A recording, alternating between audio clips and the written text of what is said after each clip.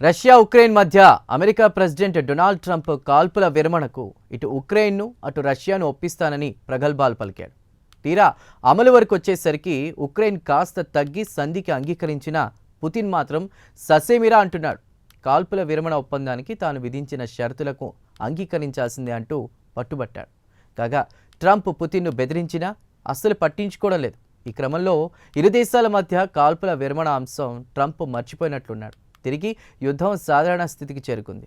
రష్యాపై Ukraine పట్టు సాధించిందంటున్నాడు Zelensky. ఆ వివరాలేంటో ప్రత్యేక కథనంలో తెలుసుకుందాం.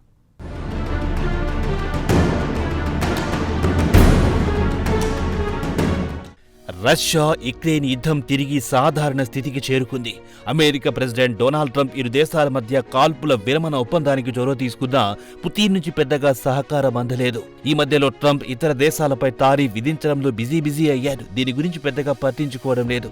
దీంతో ఇరు దేశాలు యుద్ధ రంగంలో ఒకరిపై ఒకరు పైచేయి సాధించడానికి, పట్టు బిగించడానికి తమ వంతు కృషి చేసుకుంటున్నారు. ఇక యుక్రెయిన్ ప్రెసిడెంట్ జెలెన్స్కీ విషయానికి వస్తే ఆయన సోమవారం నాడు మొట్టమొదటిసారి తన సైన్యం రష్యా భూభాగంలోని బెల్గోరోడ్ రీజియన్లో ప్రవేశించిందని చెప్పాడు. యుక్రెయిన్ కు సరిహద్దున ఉన్న ఈ రష్యా భూభాగంలో తన సైనికులు చురుకుగా ఆపరేషన్ నిర్వహిస్తున్నారని వివరించారు.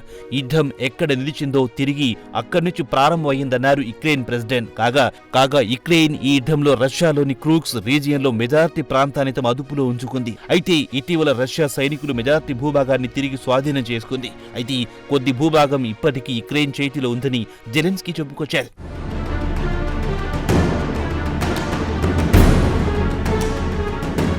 ఇక యుక్రెయిన్ ప్రెసిడెంట్ వాదన ఏమిటంటే తమ ప్రధాన లక్ష్యం యుక్రెయిన్లోని సుమీ, ఖార్కోవ్ రీజియన్ను ఎట్టి పరిస్థితుల్లోనైనా కాపాడుకొని ఫ్రంట్ లైన్లోని ఇతర ప్రాంతాల్లో ఒత్తిడి తగ్గించుకోవాలని చూస్తున్నామని చెప్పారు. ముఖ్యంగా తూర్పు డొనెస్క్ రీజియన్లో తమ సైనికులపై ఒత్తిడి తగ్గించాలనే ఆలోచనలో ఉన్నట్టు జెలెన్స్కీ వివరించారు. గత నెలలో రష్యా కూడా యుక్రెయిన్ దళాలు రష్యాలోని బెల్గోరోడ్ రీజియన్లో ప్రవేశించడానికి ప్రయత్నిస్తున్నాయని తెలిపింది. అయితే రష్యా సైనికులు యుక్రెయిన్ సేనలను అడ్డుకుంటున్నాయని వెల్లడించింది. బెల్గోరోడ్ రీజియన్లో యుక్రెయిన్ దళాలను రాకుండా అడ్డుకున్నామని తెలిపింది.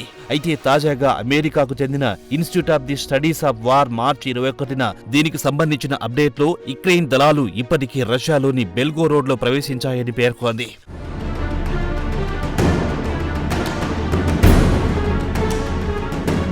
అయితే గత 2 రోజుల నుంచి రష్యాకు చెందిన మిలిటరీ బ్లాగర్స్ మాత్రం యుక్రెయిన్ దళాలు బెల్గోరోడ్లోని డెమిడోవ్కా ఏరియా నుంచి తమ దళాలు ఉపసంహరించుకున్నాయని పేర్కొంది. అయితే క్రూక్స్ రీజియన్లోని యుక్రెయిన్ దళాలు ప్రారంభంలో ఆక్రమించిన దానితో పోల్చుకుంటే ప్రస్తుతం బెల్గోరోడ్లో యుక్రెయిన్ ఆపరేషన్ స్వల్పమేనని రష్యా మిలిటరీ బ్లాగర్ చెబుతున్నారు. కాగా జెలెన్స్కీ దళాలు క్రూక్స్ రీజియన్లోని పలు గ్రామాలను తిరిగి అదుపులో తీసుకున్నాయి. వాటిలో అతిపెద్ద పట్టణమైన సుడ్డా కూడా ఉందని రష్యా బ్లాగర్స్ అంగీకరించారు. ఇదిలా ఉండగా జెలెన్స్కీ ఆయన టాప్ కమాండర్స్ వ్యూహాత్మకంగా రష్యాలోని పలు భూభాగాలు దూసుకురావడంతో రష్యా దళాలు డొనెస్క్ రీజియన్ నుంచి మిలిటరీని తప్పించాల్సి వస్తుందని వెల్లడించింది. కాగా యుక్రెయిన్లోని డొనెస్క్ రీజియన్లో రష్యా దళాలు పెద్ద ఎత్తున ఇక్కడ పాగా వేసుకుని ఉన్నాయి. వాటిని అక్కడి నుంచి తరిమేయాలని జెలెన్స్కీ ఆయన దళాలు వ్యూహాత్మకంగా అడుగులు వేస్తున్నాయి.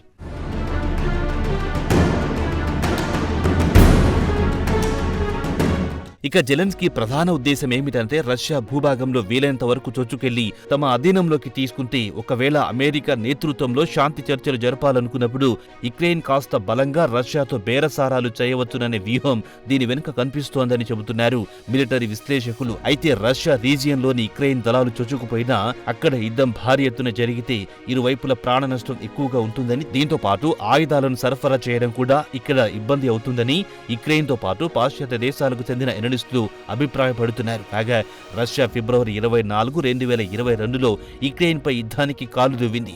యుద్ధం మొదలై 3 నుంచి 4 సంవత్సరంలో అడుగుపెట్టినా రష్యా యుక్రెయిన్లోని 20% భూభాగాన్ని మాత్రమే ఆక్రమించగలిగింది.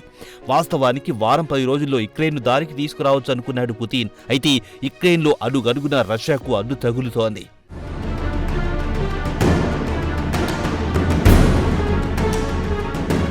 ఇదిలా ఉండగా అమెరికాతో పాటు యూరోపియన్ యూనియన్లు చేస్తున్న ఆరోపణలు క్రెమ్లిన్ ఖండించింది. ట్రంప్ శాంతి చర్చలకు చొరవ తీసుకుంటున్నా రష్యా పట్టించుకోవడం లేదన్న ఆరోపణలు తోసిపుచ్చింది క్రెమ్లిన్.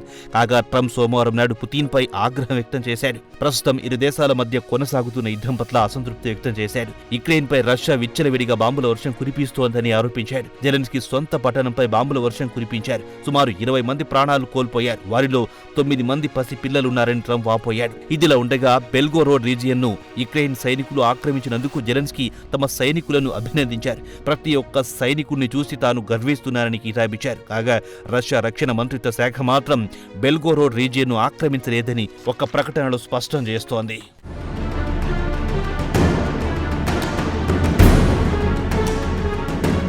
ఇదిలా ఉండగా యుక్రెయిన్తో యుద్ధంలో రష్యా పెద్ద ఎత్తున సైనికులను కోల్పోతోంది. దీంతో పుతిన్ ఇటు ఉత్తర కొరియా అటు చైనా నుంచి పెద్ద ఎత్తున సైనికులను దిగుమతి చేసుకోవాల్సి వస్తోంది.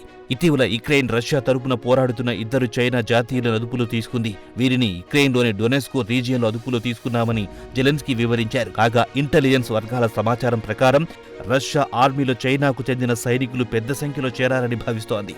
ఇదిలా ఉండగా ఒకవైపు చైనా ఇరు దేశాల మధ్య శాంతి చర్చలు కొనసాగాలని కోరుతూనే మరోపక్క తమ పౌరులను యుద్ధంలో పాల్గొనేలా చేయడం పట్ల చైనాను నిలదీస్తోంది.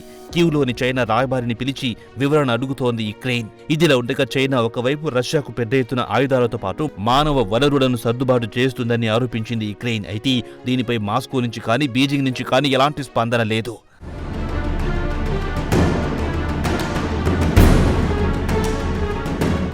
యుక్రెయిన్ ప్రెసిడెంట్ జెలెన్స్కీ తన సోషల్ మీడియా ఖాతాలో తమ సైనికులు 2 చైనీయులను అదుపులో తీసుకున్నారని తెలిపారు.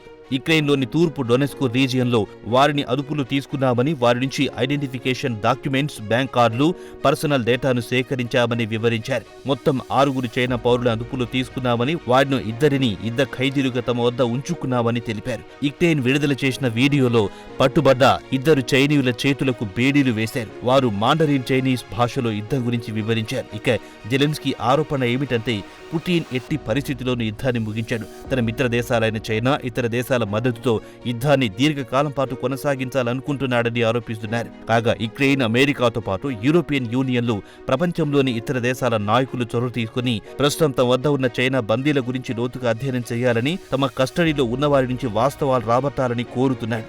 ఎట్టకేలకు పుతిన్ మాత్రం శాంతి చర్చలకు సుముఖంగా లేరని తేటతెల్లమవుతోంది. మరి ట్రంప్ మరోమారు ప్రయత్నిస్తే కానీ శాంతి చర్చలు ముందుకు సాగే పరిస్థితి లేదని మిలిటరీ ఎనలిస్టులు అభిప్రాయపడుతున్నారు.